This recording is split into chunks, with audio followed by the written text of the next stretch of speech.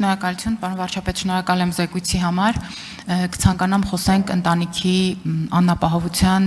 նոր համակարգի մասին, քանի որ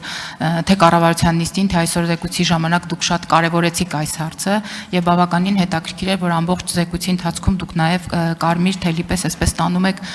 կրթության կարևորությունը։ Եվ այո, դուք ինչպես նշեցիք ձեր խոսքում եւ կառավարության նիստին եւ այսօր, եթե 10 տարի եւ ավել տարիներ դու մարդուն կամ ընտանիքին կամ քաղաքացուն թողնում ես նպաստի համակարգում, ապա նրան անուղղակի պարտադրում ես նվազագույնը, ինչ որ չափով նաեւ փակելով ավելի բարեկեցիկ կյանք ունենալու նրա հնարավորությունները, թե ինչու է այս համակարգը խրախուսվել նախկինում, ես կարծում եմ բոլորիս էլ հայտնի է, որովհետև աղքատության մեջ գտնվող մարդուն շատ ավելի հեշտ է կառավարել, երբ նա չունի կրթության հնարավորություն, աղքատության մեջ գտնվող մարդուն շատ ավելի հեշտ է տալ խոստում եւ չկատարել։ Էլ չենք խոսում, որ քաղաքական ընտրությունների ժամանակ այս մարդիկ շատ կոնկրետ խումբ էին հանդիսանում ընտրություններին մասնակցելու եւ կոնկրետ մարդուն ձայն տալու տեսանկյունից, այսինքն ընտանիքի անապահովության համակարգը որևէ կերպ չի վերանայվել վերջին տարիների ընթացքում քաղաքական նկատառումներից ելնելով, գուցե աբսուրդ է, բայց իսկապես պետությունը ցանկացել է ունենալ այսպիսի շերտ հասարակության մեջ։ Այս տարվանից մենք Հայաստանի Հանրապետության երկու մարզերում ներդրել ենք ընտանիքի անապահովության նոր համակարգը, որտեղ շատ կարևորվում է պետության առաջարկը, այն է կրթություն եւ զբաղվածություն։ Սա ուղիղ ճանապարհ է աղքատության ճիրաններից դուրս գալու, ինչպես նաեւ սրանով է պայմանավորված կառավարության էլի մի քանի մեծ ծրագրեր, այդ թվում նաեւ 500 մանկապարտեզ, 300 դպրոց, ռազմավարության մեր զբաղվածության ռազմավարության մեր նախագիծը եւ այլն, այսինքն մենք գնում ենք այն ճանապարհով, որ պետությունը տալիս այն ծառայությունը, այն բարիքը, որով հնարավորություն է տալիս մարդուն դուրս գալ նպաստի համակարգից։ Պարոն վարչապետ, ինչպես եք տեսնում ընտանիքի անապահովության նոր գնահատման համակարգի հասցեականությունը, էֆեկտիվությունը, որովհետև երբ 30 տարի շարունակ պետությունը քաղաքացուն ասում է դու թույլ ես, դու մրցունակ չես, դու անկարող ես, եւ մարդիկ միայն այս համակարգում մնալու համար բազմատեսակ նաեւ ապօրինի գործողություններ են գնում, օրինակ ընտանիքի հայրը չէր ճանաչում, ամուսինները կեղծ ամուսնալուծության վկայականներ ունեն կամ ստվերում են աշխատում, ինչ որ չափով նաև մենտալիզել է կոտրելու հնարավորություն կա։ Շնորհակալ եմ հարցի համար։ Ի վերջո նախ քաղաքական մասով լիարժեք կիսում եմ, որ այո, ինչ որ առումով նաև նպատակաուղղված քաղաքականություն ա եղել ընտրակաշառքի համակարգը սնող խավ ձևավորելու համար։ Բայց մյուս կողմից մենք պետք է հասկանանք, որ աղքատությունը հնարավոր է հաղթահարել միայն աշխատանքի միջոցով, Եթե մարդը չի աշխատում, պետք է աշխատի, որ աղքատությունը հաղթահարի։ Եթե աշխատում է, բայց վաստակը չի բավարարում աղքատության շեմից վերև ապրելու համար, ուրեմն պետք է վերադառնանք այդ մարդու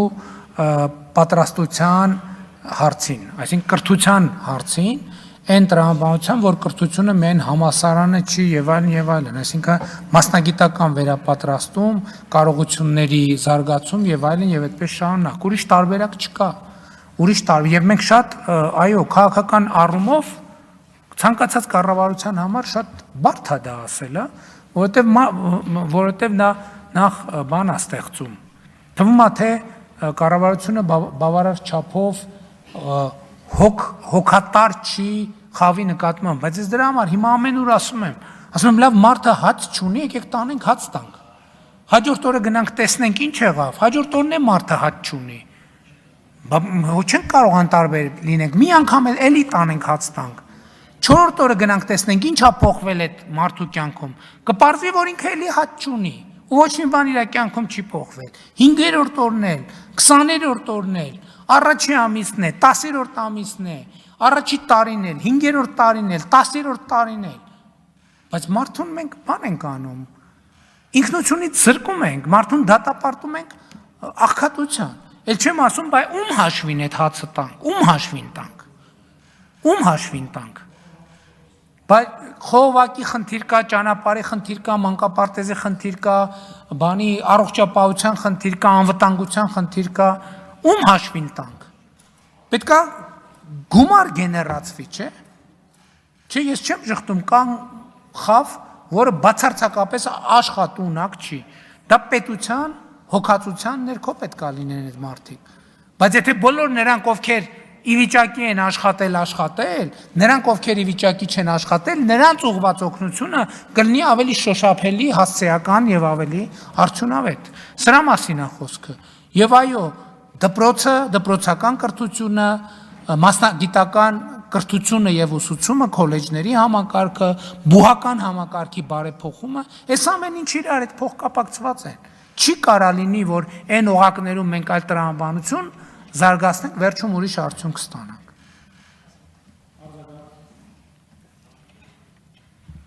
Շնորհակալ եմ, պարոն վարչապետ, միանշանակ կան մարդիկ, ովքեր իսկապես աշխատաշուկայում դժվար այլևս ինտեգրվեն եւ դրանք գտնվում են պետության ուղիղ հոգացության ներքո, եւ ես կարծում եմ, որ նաեւ հսկայական պետք է լինի կոմունիկացիան հասարակության հետ, որ աղքատությունից դուրս գալու համար ընտրելով զբաղվածությունը կամ աշխատանքը պետք է իրեն եւ առաջին հերթին հենց իրեն եւ այստեղ կարեւոր եմ համարում նաեւ նշել մեր ընդդիմության կողմից որոշակի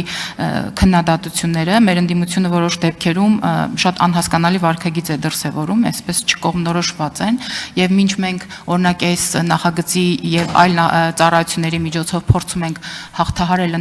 ընտանիքում կամ անհատ քաղաքացու մոտ այս դժվարությունները, օրինակ խրախուսական խոսքերի փոխարեն, որ շատ լավ նախագիծ է եւ այլը, կարող ենք լսել, որ պետությունը օրինակ ուզում է կտրել նպաստներ, այսինքն կա հստակ գիծ, որ ինչքան հնարավոր է թող շատ մնան այս մարդիկ այս ճահիճում, բայց օրինակ չտեսնեն կամ իրենց ձեռքը չմեկնեն այն ձեռքին, որ հենց պետության կողմից իրենց ուղված ձեռքը չսեղմեն։ Իսկ պետությունը, որ ուզում է կտրի, ասենք, թեկուզ ուզում է կտրի նպաստը, իսկ նպաստը ինչ անում մարդը։ Ինչ նպաստով տենց բան անում, ծաղկում է, զարգանում է, կյանքը վայելում է, հա? Ինչ անում նպաստով։ Նպաստով լավ է ապրում։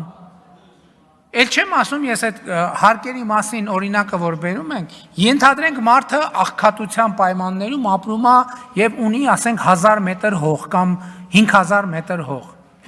Երբ որ պետությունը դեպի այդ հողը ճանապարհ է կառուցում, երբ որ պետություն դեպի այդ հողը խողովակ է քաշում, ջուր, կոյուղի եւ այլն, այդ հողի արժեքը անգամներով բարձրացնում է։ Եվ սա էլ է աղքատության մի բան կառուցված, որը մենք հաշվի չենք առնում։ Էլի եմ ասում, մեզ թվում է, թե աղքատությունն են, թե բանի կաթսայի մեջ ինչ է։ Կարող է կաթսայի մեջ բանը լինի, ամեն օր մսով խաշլամա լինի, բայց դա չի նշանակում, որ այդ մարդը աղքատ չի, որովհետև աղքատությունը ոչ միայն խոհանոցում է, այո, խոհանոցը կարևոր է, բայց խոհանոցից դուրս էլ է, փողոցում, ինչ է կատարվում։